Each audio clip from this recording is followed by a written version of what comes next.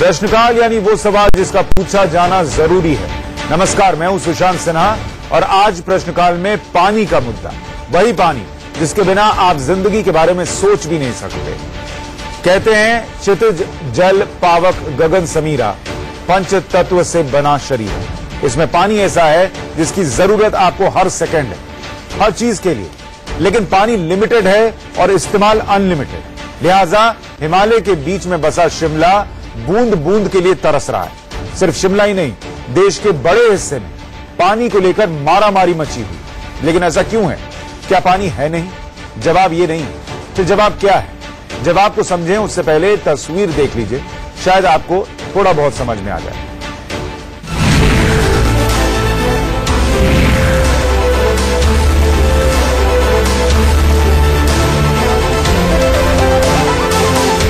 ये शिमला है जो बूंद बूंद के लिए पिछले एक हफ्ते से तरस रहा है।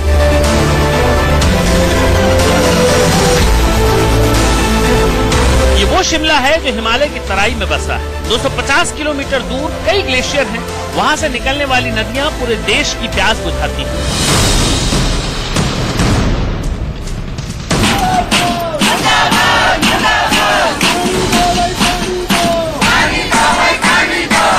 लेकिन शिमला प्यासा तरस रहा है। क्यों? शिमला का पानी कौन पाना सो पी गया, आगे देखिए।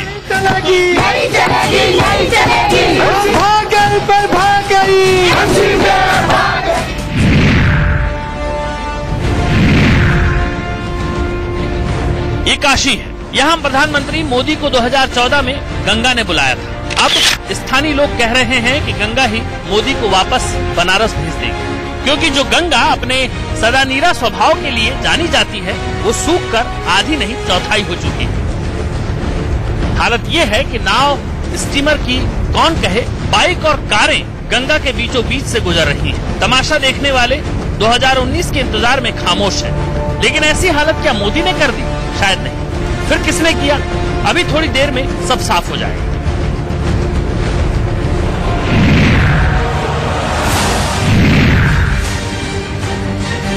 ये कानपुर है। पूरे शहर में हाहाकार मचा है। क्यों हाहाकार मचा है? इसीलिए कि जिस गंगा से रोजाना जलकल विभाग 20 करोड़ लीटर पानी निकालकर कानपुर शहर की प्यास बुझा रहा था, उस गंगा की हालत नाले से भी बदतर है। एक दिन में 7 इंच पानी का स्तर गिरने से जलकल विभाग के हाथ पांव फूले हैं। लेकिन ऐसा हुआ कैसे? क्या कोई कंट्रोल नहीं? आगे बताएं।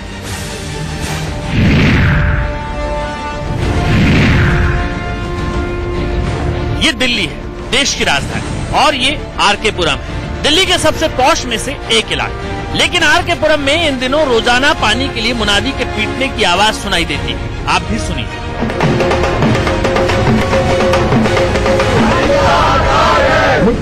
सरकार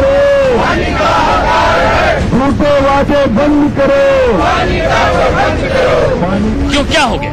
कहा तो वोट ये कहकर लिया गया था कि दिल्ली में पानी का प्रबंध ऐसा होगा कि हर प्यासे को भरपूर पानी मिलेगा। लेकिन ये क्या, बूंद बूंद के लिए हाहाकार मचा है। गली गली मुनादी पीटी जा रही है।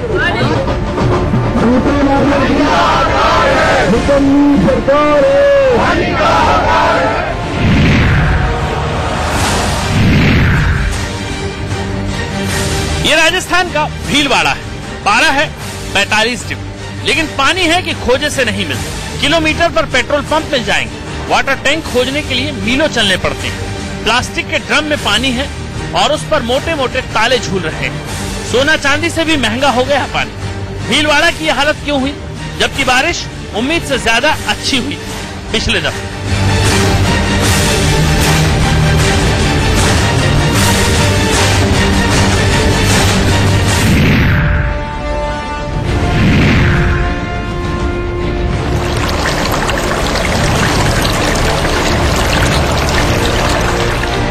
ये नैनीताल, कहते हैं तालों में नैनीताल बाकी सब तलई है। हिमालय के बीच इतने बड़े ताल के किनारे बसे नैनीताल में बूंद बूंद के लिए हाहाकार है। नगर निगम की बैठक में गाली गलौज का स्तर सभ्य नैनीताल का पानी उतार रहा है।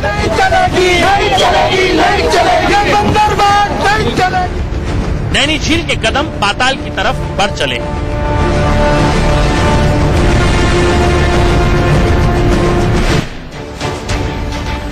लेकिन पहाड़ हो या मैदान, हर तरफ पानी के लिए तरसते लोग हैं। इसी दौरान जब वाराणसी में सूखती गंगा की हालत पर इंडिया न्यूज संवाददाता संतोष ओझा ने लोगों से बात की, तो कई का कहना था कि गंगा को लेकर जिस तरह की बातें हुई वैसा कुछ हुआ नहीं। लिहाजा लोग इस बार वाराणसी में कह रहे हैं कि जिस गंगा ने मोदी को बुलाया था वही गंगा मोदी जी को वापस करेगी। खैर, अब आपको शिमला लेकर चलते हैं। शिमला जो हिमालय की तराई में है, उस शिमला में बूंद बूंद के लिए हाहाकार है। इंडिया न्यूज की ये ग्राउंड रिपोर्ट देखिए।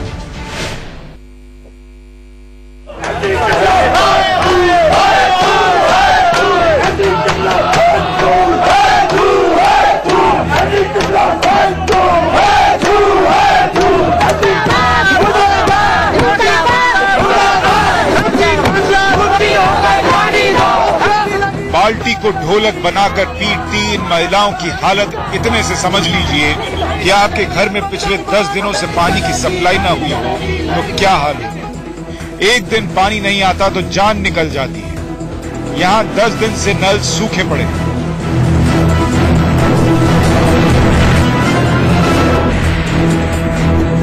इतनी है कि 10 दिन से पानी नहीं आया, बिल्कुल घर में बूंद तक पानी नहीं है। और हमारे तो प्रॉब्लम इतनी है कि टैंकर भी आएगा तो टैंकर में भी लाइनें लगी है, टोकन मिलते हैं उसमें भी कि नंबर मिलते हैं, उसमें भी एक बाल्टी लेनी है, तो कितनी प्रॉब्लम है। सब लाइनों में लगे हुए हैं और टैंकर भी आएगा तो नीचे जाना भी मुश्किल, और टैंकर भी नहीं आते हैं यहाँ पे पानी की। इतनी समस्या है 10 दिन से। शिमला में हालत ये हो गई है कि 5 स्टार हो या खुली सड़क, एक ही समस्या आम, पानी है ही नहीं। लोगों को समझ नहीं आ रहा कि क्या करें। लिहाजा कोई नेशनल हाईवे जाम करके खड़ा है, कोई सीएम के घर का घेराव कर रहा है। प्रशासन के पास पानी है नहीं, लेकिन ताकत तो है। लिहाजा फोर्स के बल पर जाम और प्रदर्शन पर प्रहार हो रहा। राजनीतिक दल मौका चूकना नहीं चाहते, इसलिए वो मौके पर डटे हुए। शिमला ग्रामीण से विधायक विक्रमादित्य सिंह हैं। इन्हें लगता है कि पानी की कमी की वजह सिर्फ अधिकारियों की गलती है।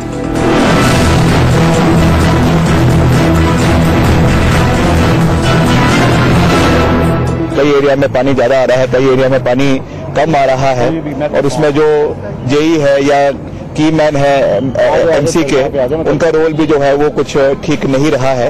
इसलिए मैं खुद यहाँ पर आया हूँ और मैं खुद इस मामले को जो है एमसी से भी और सरकार से भी टेकअप करूंगा।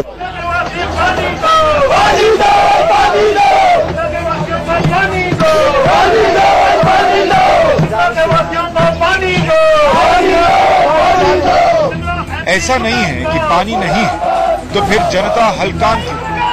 सीएम से लेकर डीएम तक सब परेशान है, लेकिन समझ में नहीं आ रहा कि पानी कहां से लाया जाए, कैसे लाया जाए। कुछ और इंतजाम तुरंत नहीं हो सकते, लिहाजा 500 से ज्यादा वाटर टैंकर बुलाए गए।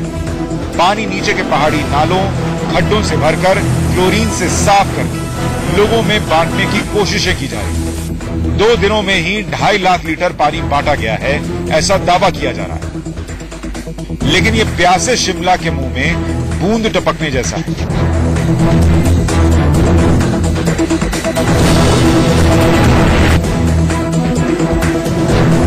ये कुछ लोग हैं यहाँ पर, उनसे बात करेंगे। आप शिमला से ही हैं लोकल? हम राजस्थान से। राजस्थान से ये एक ग्रुप है जो कि घूमने आया है। कितनी मुश्किलात आपको, हिल क्वीन, पहाड़ों की रानी कही जाती है शिमला, आप सोच के कुछ आए थे? ये जी हम तो नहाए भी नहीं आज, क्या बताएं, मतलब पीने के पानी की भी बहुत किल्लत हुई पड़ी हमें। और हम तो आए थे खुशियां मनाने के, यहाँ पे चलो घूमेंगे पहाड़ों में, लेकिन क्या करें, कल भी हमको पानी मिला। यहाँ सोलन पे आए थे हम, बाबा जी का सत्संग है वहाँ पे, तो बहुत दिक्कत आ रही है। सवाल यह है कि शिमला में पानी का आपातकाल क्यों हुआ? क्या ये पहली बार हुआ या बार बार हो रहा था? लेकिन पहले ये कुछ पॉकेट्स में था, अब पूरे शिमला पर संकट आ गया। इसे समझने के लिए शिमला को समझना होगा। ये देखिए, यह है शिमला, जहां पानी के 5 स्रोत हैं। पहला गुम्मा, दूसरा गिरी, तीसरा अश्वनी खड्ड मतलब तालाब, चौथा चुरट और 5वां सीओ। ये सब पानी के स्रोत हैं, झील और तालाब के तौर पर।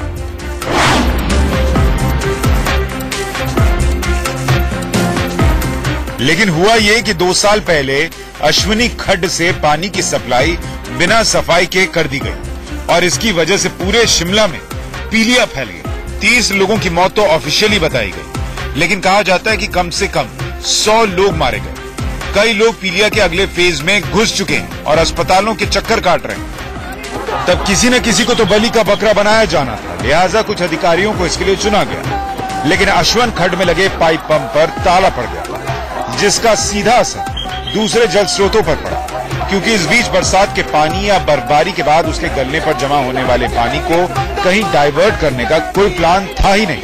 वो पानी बर्बाद चला गया और अब हालात यहां तक पहुंच गए।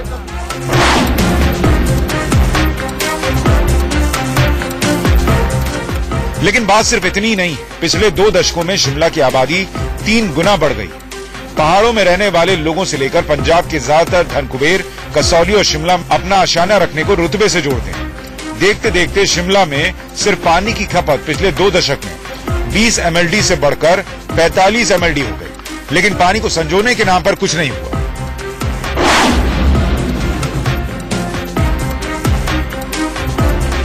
वैसे शिमला देश का एकमात्र ऐसा शहर है जो सालों भर पानी के लिए तरसता है। सर्दी शुरू होते यहाँ बर्फबारी होने लगती है, तब पाइप में बर्फ जम जाता है। जून के आखिरी हफ्ते से बारिश शुरू हो जाती है, तब सिल्ट जम जाता है।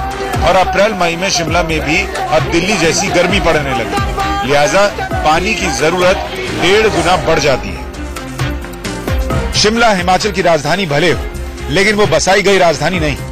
अंग्रेजों ने उसे गर्मी से बचने के लिए हिल स्टेशन के तौर पर बसाया 19वीं शताब्दी के मध्य में।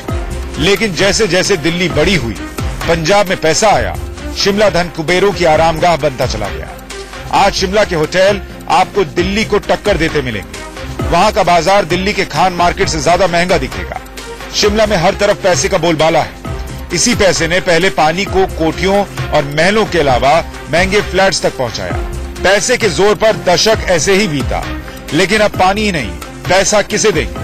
होटल की बुकिंग कैंसिल हो रही। कोर्ट ने वीवीआईपी और आम को एक लाइन में खड़ा किया है। सप्लाई का बूंद अगर उधर जाएगा तो बूंद इधर भी मिलेगा। Anees Chauhan, Shimla, India news. आपने शिमला की रिपोर्ट देखी। शिमला में पानी का संकट तो है, लेकिन अच्छी खबर यह भी है कि सूबे के मुख्यमंत्री जयराम ठाकुर ने मामले की गंभीरता को देखते हुए तेजी से स्थिति को बदलने की कोशिशें की। आज हर जगह से अधिकारियों से वीडियो कॉन्फ्रेंसिंग से बाकायदा रिपोर्ट ली गई है। इतना ही नहीं, हम आपको ये भी बता दें कि शिमला में पानी का मुद्दा हाईकोर्ट में है। हाईकोर्ट ने भी सूबे की जयराम ठाकुर सरकार के काम की तारीफ की है। उसके सबूत इस वक्त आपकी स्क्रीन पर है। कोर्ट ने कहा है कि सरकार पूरी ताकत लगा रही है, ये अच्छी बात है। और मैं इस बात को भी दावे के साथ कह सकता हूं कि जितने प्रयास अब की बार हो रहे हैं, ऐसी परिस्थिति में इस प्रकार के प्रयास पहले कभी नहीं किए गए। हमारी मुश्किल है कि पानी के स्रोत में पानी कम हुआ। उसकी वजह यह थी कि बर्फ नहीं पड़ी, बारिश नहीं हुई, और आज तक की इसमें शायद मेरे ख्याल में सबसे न्यूनतम इस पर पानी चला गया है शिमला खासतौर से। और उस दृष्टि से वो संकट है, लेकिन फिर भी हमने जो भी संभव हो सकता था उसके लिए प्रयत्न किए हैं। हमने टैंकर्स की व्यवस्था की है, टैंकर से जहां पानी पहुंचाया जा सकता है वहां टैंकर्स के माध्यम से भी। और उसके साथ साथ में हमने पूरे शहर की, शिमला शहर की जो पानी की सारी व्यवस्था को डिस्ट्रीब्यूशन की दृष्टि से जो है 3 भागों में बांटा, 3 जोन में बांटा है, और उसकी मॉनिटरिंग हमारे चीफ सेक्रेटरी की अध्यक्षता में बनाई कमेटी वो सारी कर रही है। लेकिन सवाल यह है कि पानी जैसे मुद्दे पर हाईकोर्ट को भी क्यों आना पड़ा? सोचिए। वैसे हम आपको ये बता दें कि तकलीफ होती है ये सब सुनते हुए और देखते हुए, क्योंकि ये पानी का संकट है। उस देश में तो सदा नीरा है। 56 ऐसी नदियां हैं जिसका पानी मिला दिया जाए तो यूरोप की नदियों का पानी पूरा हो जाता है।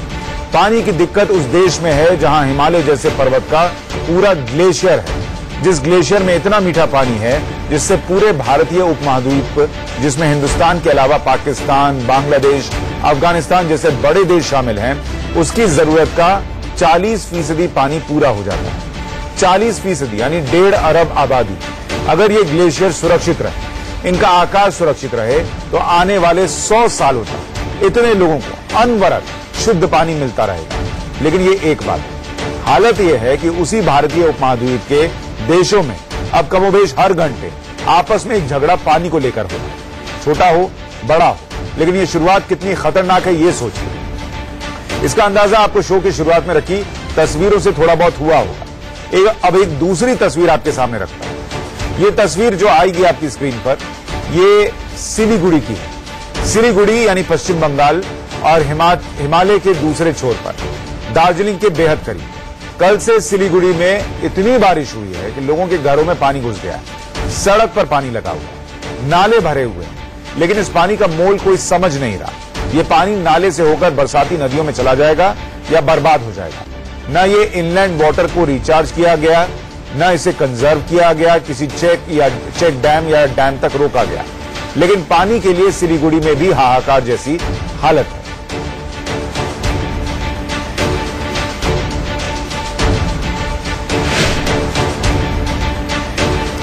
यही दिक्कत है। दरअसल वो लोग जो दिल्ली, मुंबई, कोलकाता जैसे बड़े शहरों में रहते हैं, उन्हें ऐसी रिपोर्ट देखकर लगता है कि कहां की रिपोर्ट, शिमला की? अरे मेरा क्या है, हमारे नल में तो सुबह शाम पानी आ रहा है, बिल देता हूं भाई, पानी कैसे नहीं आएगा? शिमला वालों ने भी यही सोच रखी थी आज से कई सालों पहले या कुछ सालों पहले। लेकिन आज हालत यह है कि पूरी जेब में पैसे ठूस ठूस कर भी ले जा रहे हैं वो लोग, तो 2-4 कार्टन पानी ले जा सकते हैं। लेकिन 4 कार्टन पानी से आपके परिवार का क्या होगा? कुछ नहीं होगा, कंठ भीग सकता है। लिहाजा पानी को बचाइए, जितना बचा सकते हैं उतना बचाइए। 1-2 दिन में हर सेकंड बचाइए, मल्टी यूज कीजिए। अगर कूलर चलाते हैं तो इसे टैप वाटर की जगह वाटर फिल्टर का वो पानी डालिए जो बह जाता है। वॉशरूम के फ्लश के लिए वो पानी इस्तेमाल कीजिए जिसे आपने पहले इस्तेमाल कर लिया। और घर खरीदें या बनाएं या पुराने घर में हैं तो वाटर कंजर्वेशन के लिए जितना मैक्सिमम आप कर सकते हैं उतना इंतजाम कीजिए। कम से कम 3-4 महीने का पानी अपने पास स्टोर कर लीजिए। ये छोटी छोटी बातें अगर हर परिवार में होने लगे तो किसी को पानी के लिए रोना नहीं पड़ेगा। सोचिएगा इस पर और हो सके तो कदम उठाइएगा। सिर्फ सरकारों पर निर्भर मत रहिए। प्रश्नकाल में आज के लिए इतना ही। नमस्कार।